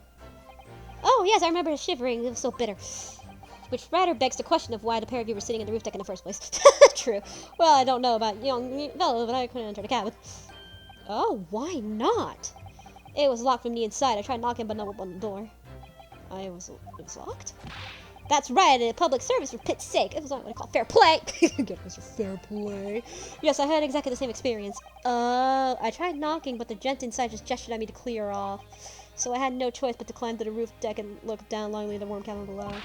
So I can assure you that I was just looking down. I was glaring long and hard. It was precisely why I can't tell you the absolute confidence that if there were anyone else in that cabin, I would have noticed. Unequivocal, I would say. I'm not sure about these two witnesses. Could they really have reached this? They might have been able to. Here's the thing. If there's technically a blind spot, there could be blind spots if you actually technically... It's not exactly a full view. There could be some blind spots. Let me to confirm one thing, Mr. Fairplay. You were riding this omnibus. I'm witnessing the events in the cabin through the skylight on the floor of the deck, is that right? That's right, yes. In that case, there is a portion of the cabin interior that would have been out of sight from you. What? By golly, really? Obviously, at this stage, you can't see for sure. But the possibility cannot be denied. At this time of the incident, there could have been another passenger in closed cabin of the omnibus. Objection! Oh shit, boys. Enough hypothetical mentoring my Nipponese friend. The prosecution demands that you substantiate your claims. After all, the scene of the crime is here in the flesh. Very well, I uphold the prosecution's demand. The identified area of the cross-sectional path of the omnibus. Where exactly are you suggesting the potential extra passenger could have been situated? In the lower seat. Right here. The hidden passenger could be right here, most likely. Again, it's very, very likely. Take that! Both rows of seats are to face in the direction of travel. Whereas the seats in closed cabin face each other. Which means the visible part of the cabin, which passengers the roof deck see through the skylight, is drawn here. Ah! That's right, my lord. As you can see, the seat opposite of the one which the victim and the attacker were sitting is obscured from view. In other words, if someone was sitting on that seat, it's quite possible that these witnesses could have been completely unaware of it. Yeah! Objection! It's quite possible. Some phantom was sitting there! You Nipponese have a foreboding habit of obscuring the truth of ambiguity. I concur with the prosecution's rejoinder. In a British court of law, evidence is paramount. I cannot entertain this conjecture, counsel. That is, unless you put a name to this mysterious patron whom you lured. Can you, Mr. Naruhodo? I honestly don't know who it could have been. It could have been another seat, which was out of sight. Which out of sight of the witness in the roof deck. I have an inkling. I understand, my lord. The defense would like to put forward a name. You are a fool. The response is a desperate attempt at a man who has no notion of his own limitations. A toast to hard lessons not yet learned. Holy shit, I gotta use that line for oh my god. The defense is still named passenger in the other seat. This could be it. So the chance I've been waiting for to return my favor. On that last night, on the night of the murder, the person occupying the omnibus cabin that was obscured from view was the defendant himself, age 48. The defendant's case, he's an incredibly wealthy philanthropist with a wonderful reputation in London, and the defendant has a test for worthiness to become a lawyer. Magnus McGilded, our man himself! The passenger in the enclosed cabin that witnesses on the roof deck failed to see has to have been Mr. Magnus McGilded. Mr. McGilded? What are you talking about, counsel? This is the name of the defendant! Objection! Oh my goodness. Whoa! If I discreet this chamber by smashing my hollow chalice, do forget this courtesy. Lord Van Zeeks! People talk of those tiny island nations of the Far East as having a learning and culture on their own. I see they use the terms ill-advisedly. What are you trying to say? Let me explain in terms that even a student of artless backwater such as you might understand. When the bloody scene unfolded, the victim and his assailant were sitting side by side. Multiple witnesses have stated to this fact. It's the very premise on which this case is built. But wait. Hold on. Here's the thing. But that premise may be wrong. Hold on, here's the thing. He was stabbed right in the center. Okay, let's go ahead and look at the photo, right? Here we go. He was stabbed right in the middle. Because if they're sitting right next to each other, he would have been stabbed right on the side. It would have been right on the side, or like, like more, not exactly pure fucking center, but it would have been more like on the side. But again, it also depends on if the victim kind of moves like frontwards, and then like kind of had that in view. That could also work as well. It could also work too. But really, it's mostly likely by the front. Maybe I'd be wrong. What? If the victim really was sitting beside Mr. McGilded, it creates an inconsistency that can't be reconciled in any way. What inconsistency, counsel? The defendant's gloves, my lord. Both witnesses made the same testimony. They claimed that there was blood on both hands of the person sitting next to the victim. Yet we know the truth of the other lies. Only one glove bears the gory remains. The point is, even in the face of this irrefutable evidence, both witnesses have maintained their stance. Yes, their testimony remains unchanged. Exactly. They both adamantly swear that they clearly resemble seeing blood on both hands of the assailant. In short, their memory of events is corrected, and their testimony reveals the truth. If somebody else sitting beside that night at their party had to be identified, and the victim's blood is the passenger's hands, both of them. Objection! And who was this third party? Obviously, the true culprit! Extraordinary!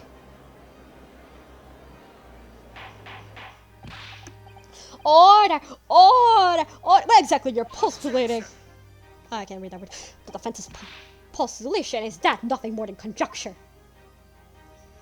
The witnesses have clearly stated that they saw the accused. But they will elaborating this testimony. Mr. Fairplay said the two of them were wearing hats and couldn't exactly make out their faces. Yes. And the tops of their heads were obscured by the roof. I couldn't see the rest of them, though.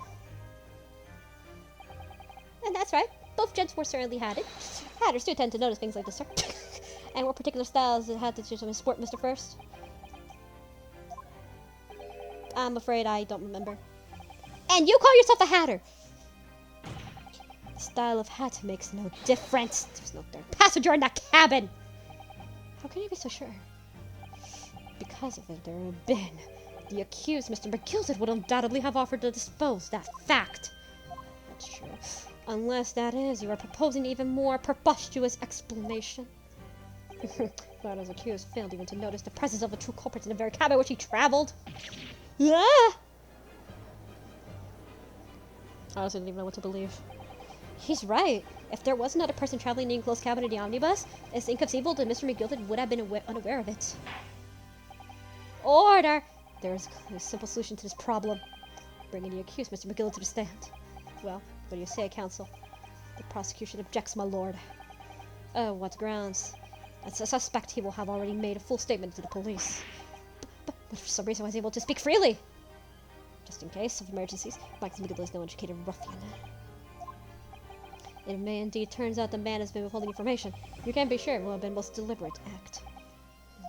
Counsel of the defense, what is your opinion? My lord, should we ask Mr. McGild's testify or not? Demand his testimony! Well, we're gonna end the episode once this is done, we're gonna end the episode. Because they don't want to find the truth. And then we'll do the final part of the trial in the next episode. The defense would like to call Mr. McGilded to the stand. In that case, would like to hear the opinion of the jury. Ah, yes, I need a little time to consider this. If you ask me, I think we should hear what Mr. McGilded has to say. Get the man out here, I say! It would have been utterly illogical not to hear this testimony. When something needs doing, get it done. That's how we run things in the guild. Hearing what a patron of my favorite little park has to say? Oh, yes, that would be lovely. Yes, the jury says the man must be heard. Alright. Very well. The court will hear the defendant's testimony. Bailiff, show the defendant to the stand at once.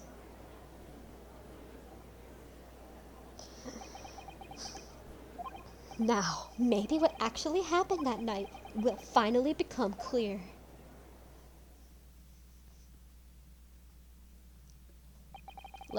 Proceedings will be resumed. Mr. McGilded, have you been listening to this course today? To be sure, I have, me lord. There are now two matters to which the court desires to hear from you. The first, is whether or not they're at their party with you in the omnibus cabin that day. The second is that if such a person was indeed present, why did you conceal the fact from the police?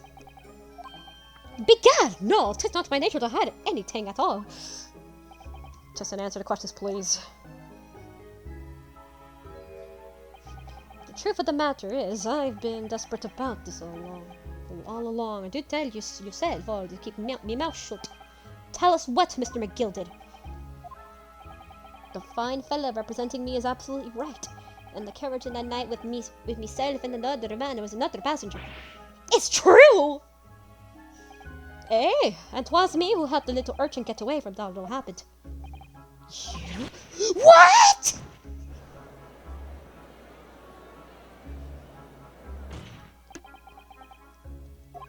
No, Magnus McGill, that convenient excuse can't save you now. I'm truly sorry. I am Lord Van Zix. Surely you'll be able to wanting to know why I said nothing and was taken by the police. I do be having a very good reason, I assure you. Which was... well, the little child was just in the wrong place at the wrong time and not in a good way involved, you see. But if the police had known the wee one was there, they'd have assumed she'd done it and they hauled over into the courtroom just like myself. I was only trying to spare her that. Young hearts and young minds are easily damaged, my lord. Who's this young child you speak of? That I don't know. You don't know. Eh, well, the thing happened in the garage last night. I never saw her before. We have absolutely no reason to believe this man. The prosecution calls for the witness statements to be disregarded by the court. You know, I wouldn't be surprised if the other chin isn't here in the courtroom as we speak, listening to the proceedings. What? Smoke! Got fire! There's a fire! Look, someone's trying to get away! After them! It's no use! As the individual of the smoke! What is going on? Be careful, Mr. Nadahodo. Just cover your face! Bailiff! Don't let him accuse escape! Secure the omnibus! I hereby call an emergency recess! Bailiff, ensure the defendant is custody and clear the courtroom! Oh my god. We were hurried removed from the smoke-filled courtroom by the bailiff, and scenes of people stumbled over when the respiration of the chamber. We had no idea what was happening. All we knew was the time, at least, the trial was suspended. So what we're gonna do is, I'm gonna end the episode right around here, because it's already getting pretty long. So anyway, hope you guys enjoy this video. Please leave a like, comment, subscribe, whatever if you want. I don't give a fuck if you want. And next time, we're gonna go ahead and start the third part of the trial. Part 3 of the trial.